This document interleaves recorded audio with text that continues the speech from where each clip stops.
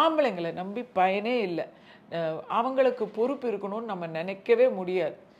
ஒரு பெண் குடிச்சிட்டு குடும்பத்தை வந்து கவனிக்காமல் போனால், பிள்ளைங்களை படிக்க விடாமல் செஞ்சா அப்படின்னு நீங்கள் கேள்வியே பட முடியாது.